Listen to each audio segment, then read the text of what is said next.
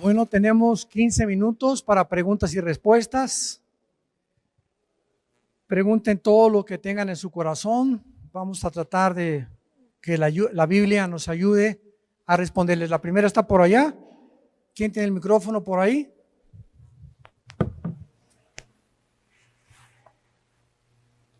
Bueno, buenas noches, querido pastor.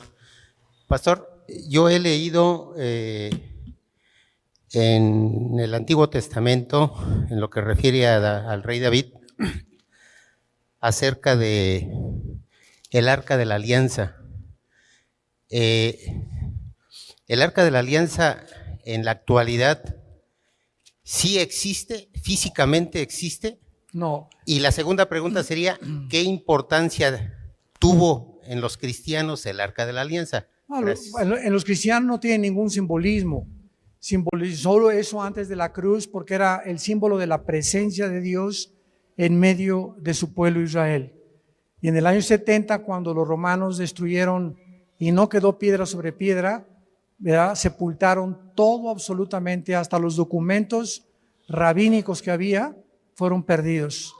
Y después fueron poco a poco recobrados a través de diversas recopilaciones que hicieron, pero perdieron todo. El menorá tampoco volvió a existir.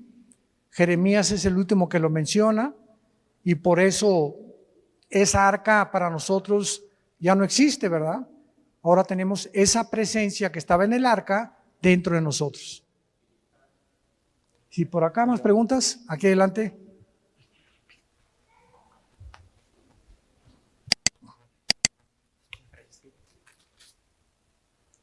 ¿Qué tal, pastor? Muy buenas noches a todos. En el último tiempo, con el empoderamiento de la mujer, con todo esto de las feministas, hay iglesias que he visto que exhortan a las mujeres de la congregación a ser pastoras. Y la pregunta ¿es correcto que la mujer sea pastora o tenga ese llamado a ser pastora? La voluntad de Dios es permisiva y directiva. Dios ordenó desde el Antiguo Testamento y en el Nuevo Testamento que el hombre tuviera el liderazgo del gobierno, de la iglesia y de la familia. En una familia donde el hombre no es el líder, hay matriarcado, y esa familia está bajo un juicio de Dios. En una iglesia donde una mujer sea la cabeza, no es una iglesia que esté funcionando adecuadamente, y en un gobierno tampoco, aunque hay excepciones. Muy bien. ¿Por qué hay iglesias con pastoras? Porque Dios lo permite como un juicio para los hombres. Entonces hay iglesias que es una vergüenza que no haya un hombre que haya sido levantado como un líder y que Dios haya tenido que permitir, porque no es la voluntad de Dios. Dios quiere que los hombres tengan el liderazgo desde el Antiguo hasta el Nuevo Testamento de su casa, de la iglesia y de las naciones. Entonces Dios permite que haya mujeres pastoras y Dios bendice a muchas de esas mujeres porque no hay otra opción.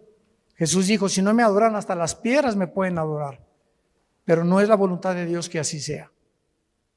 Ahora, otra cosa que es muy común es que todo el mundo cree que la esposa de un pastor es pastora. Que es como si la esposa de un licenciado es licenciada, o la esposa de un doctor es doctora, y no siempre es así. A mi esposa muchas veces le dicen la pastora, ¿no? Y mi esposa no es la pastora, es mi esposa. Y funciona en la iglesia y tiene un ministerio independiente de mujeres maltratadas que se llama Tamar. A ver si les comparte mi esposa de eso, pero el hecho que sea yo mi esposa no significa que ella sea la pastora. Es mi esposa nada más. Y no toca el piano tampoco. Sí. Dice Primera de Pedro que si el justo con dificultad se salva, ¿dónde queda el impío y el pecador? Ahí habla de tres personas, los que hemos reconocido a Jesús como Salvador. ¿Quién es el impío y quién es el pecador? No te entendí. Pedro, en el capítulo 4, versículo 18, dice que el justo con dificultad se salva. ¿Dónde queda el pecador y el impío? Bueno, el pecador y el impío es lo mismo, son sinónimos, son dos formas de definir a un pecador. La palabra pecador, apúntalo si lo quieres, Sí. si quieres, en el griego es la palabra amartia o amarteno, que significa que no dio en el blanco o alejado de la voluntad de Dios. Y el impío es una forma de definir al pecador un poco más rudamente, se podría decir. Sí. Porque para la maldad hay dos palabras en el griego también. Una de las palabras para, por ejemplo, para Satanás se le llama el maligno y es muy diferente de una palabra que es mala. Entonces hay personas malas, pero hay personas que hacen maldades. Es la palabra poneros en el griego. Te voy a decir la diferencia. Hay personas que son malas y, por ejemplo, fuman marihuana o se inyectan o ven pornografía. Ellos. Pero una persona que tiene maldad no se conforma con eso, sino que jala a otros a que hagan lo que él está haciendo. No, fúmate esta marihuana, inyéctate esto, mira esta revista de pornografía. O sea, proyecta su maldad y no se conforma con ser malo, sino que quiere traer a más personas a que sean malos. Esa es la maldad. Es el que transgrede. Que es la traducción de impío y es la palabra que se usa también para Satanás. ¿Verdad? Es un impío. Según Tesalonicenses lo traduce también como el inicuo, que significa el que pervierte el derecho o el que está contra la ley. En el hebreo hay como 7 palabras para el pecado. Sí. Caco. Sí. También eso es malvado. Sí. Ok, correcto. gracias. Por acá, allá atrás.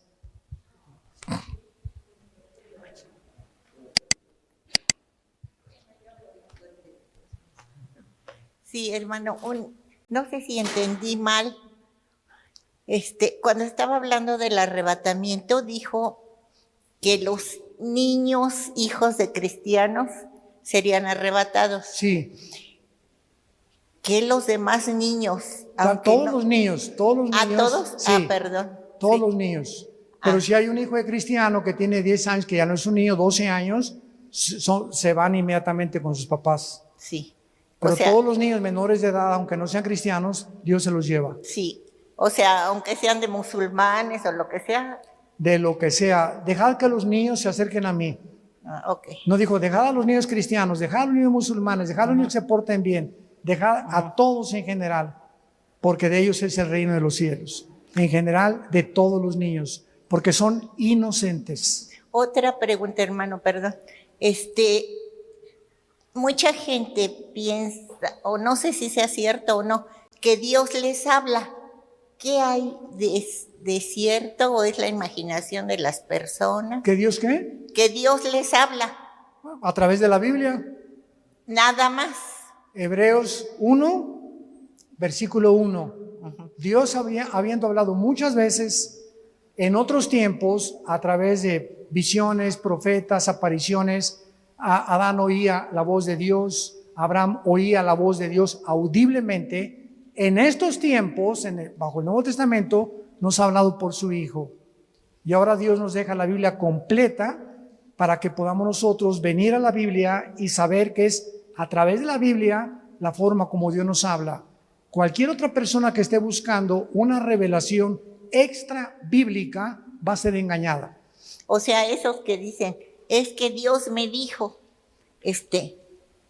si no es en la Biblia. Pues hay que tener mucho cuidado para que saber lo que Dios me dijo esté de acuerdo con lo que la Biblia dice. Porque si oigo una voz que me dice algo que contradice la Biblia, pues no es de Dios. Bueno, gracias, hermano. Sí. Gracias. Buenas noches, pastor. Buenas noches a todos. De la cruz a nuestros días han pasado más de 2000 años. Y el Señor Jesucristo, bueno, la palabra de Dios nos dice que he aquí vengo pronto, o en breve regresaré.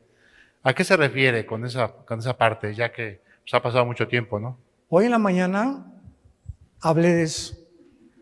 2 horas nos aventamos, ¿verdad? De todo lo que es los 2000 años, lo que significa los 2 días, que cada día son 1000 años para el Señor, etcétera, etcétera.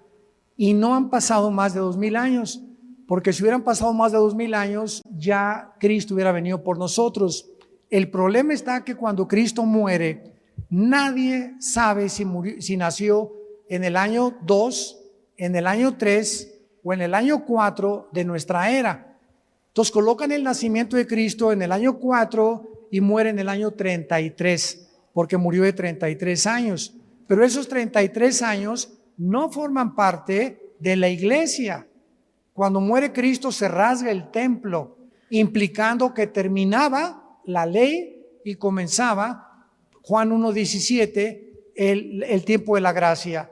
No que no hubiera gracia, sino que Cristo venía ahora a pagar el pecado por todos nosotros. Por eso era la gracia que nos derrama Dios en la cruz. Entonces, esos 33 años hay que quitárselos al año en que nos encontramos. Nos encontramos en 2021. O sea, nos pasamos ya 21 años. Y de acuerdo a la Biblia, son cada 2000 años y lo que va a durar el tiempo de la gracia. Vamos a pedir, alguien está hablando por acá. Hay mucho murmullo. No me acuerdo quién está hablando o platicando.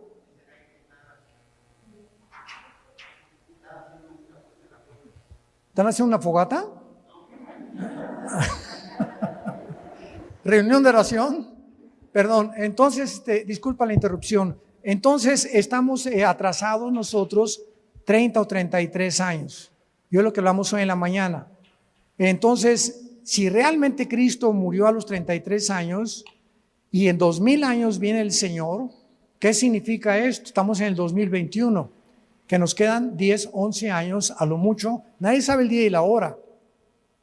Pero si es en el 33 cuando termina la tribulación, le quitamos 7 años, la tribulación comenzaría en el 2022 o 2023.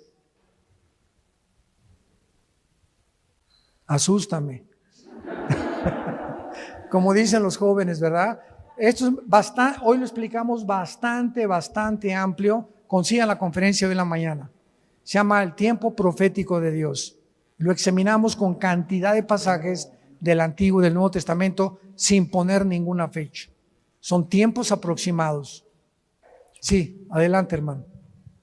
Con respecto a eso, pastor, en la mañana comentó también de que existen dos calendarios, el calendario judío, que dice que es de 360, y el gregoriano de 365.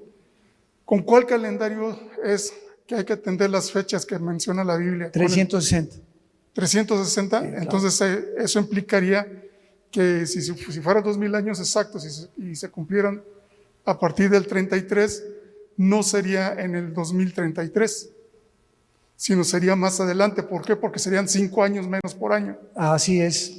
Es que cuando se cambió el calendario lunar, que es el de los judíos de 30 días por mes y 360 días por año, al calendario gregoriano, que el mes de febrero tiene 28 días y los años bisiestos, y se aumentaron 365 días, minutos y segundos de más. No son exactamente 365 días. Hubo un cambio y estamos hablando de bastantes años. Entonces es el cálculo que se hace de que si calculamos a 360 días por año desde el calendario gregoriano, fueron 300 años de la época cristiana en que se siguió el calendario lunar. Entonces el calendario gregoriano ha estado vigente por 1700 años, no por 2000 años. Ok, y la siguiente pregunta, pastor, también mencionó acerca de una vaca rosa. ¿Qué simbolismo es o qué significa eso? ¿Máscara rosa? Vaca. ¿Cómo? Una vaca. Ah, vaca. La vaca roja o la vaca lazana en el libro de Levítico era uno de los sacrificios donde moría, y la palabra holocausto, cuando se ofrecía holocausto, significa ofrenda quemada. O sea, tenía que convertirse en cenizas para que pudiera esas cenizas purificar y ser usadas por el sumo sacerdote en el mes de Tishri una vez al año para purificar los pecados de Israel, no para perdonarlos, para cubrirlos temporalmente hasta que el Mesías viniera. Y esta vaca roja es imprescindible porque si los judíos quieren levantar el templo, esa vaca roja tiene que existir. Hace una semana, 2 semanas encontraron una, llegaron los rabinos y la tienen que examinar que no tenga ni un pelito blanco, y le encontraron 3 pelos blancos. y la descalificaron. Y creían que ya era la que habían encontrado, ¿no? Pero tiene que ser roja de los pies a la cabeza para que sea la que la Biblia establece para los judíos, ya no para nosotros. Gracias. Sí. Ahí atrás. ¿Quién? ¿Tú eres Miriam la que cantaste? ¿No? No. Ah, es que te pareces. Buenas noches. Gusto en saludarle, pastor. Aquí está Miriam. Quería, me dijo Alan que Miriam.